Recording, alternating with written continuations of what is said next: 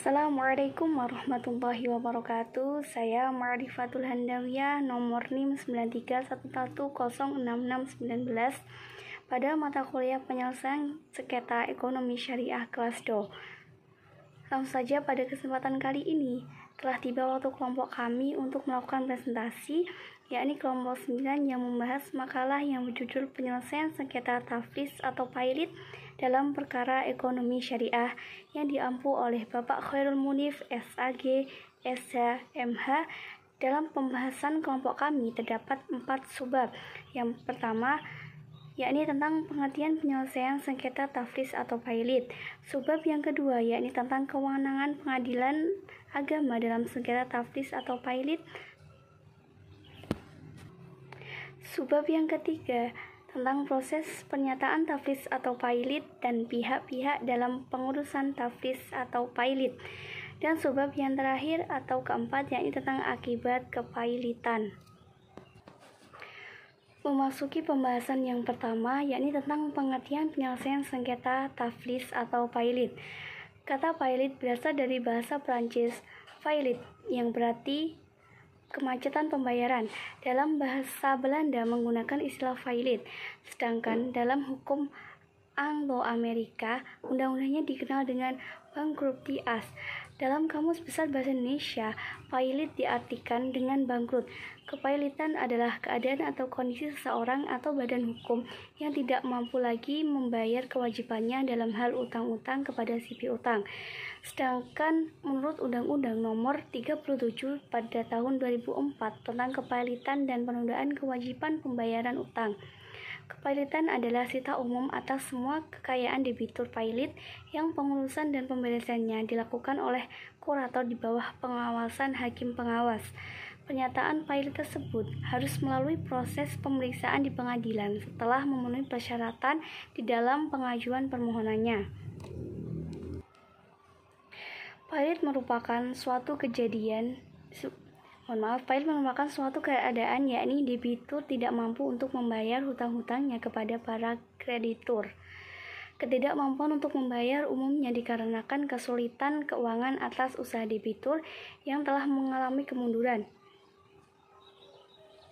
Sedangkan kepailitan merupakan putusan pengadilan yang mengakibatkan sita umum atas seluruh kekayaan debitur pailit, baik yang telah ada maupun yang akan ada di kemudian hari. Selanjutnya, pembahasan yang kedua, yakni tentang kewenangan pengadilan agama dalam sengketa taflis atau pailit. Penyelesaian sengketa dalam ekonomi syariah dapat ditempuh melalui jalur litigasi dan non-litigasi. Jalur litigasi adalah penyelesaian sengketa mulai proses persidangan di dalam pengadilan, sedangkan non-litigasi adalah penyelesaian sengketa tanpa melalui persidangan, yaitu di luar pengadilan. Hal ini berdasarkan pada pasal 55 ayat 1 Undang-Undang Nomor 21 Tahun 2008 tentang perbankan syariah yang menyatakan bahwa penyelesaian sengketa perbankan syariah dilakukan oleh pengadilan dalam lingkungan peradilan agama. Kemudian dalam ayat 2 dinyatakan bahwa hal para pihak telah menjanjikan penyelesaian sengketa selain sebagaimana dimaksud pada ayat 1. Penyelesaian sengketa dilakukan sesuai dengan isi akad.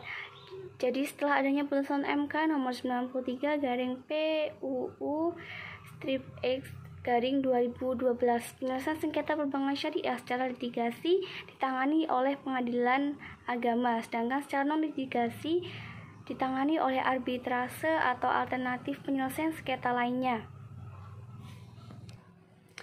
Selanjutnya, pembahasan yang ketiga tentang pernyataan taflis atau pailit dan pihak-pihak dalam pengurusan taflis atau pailit.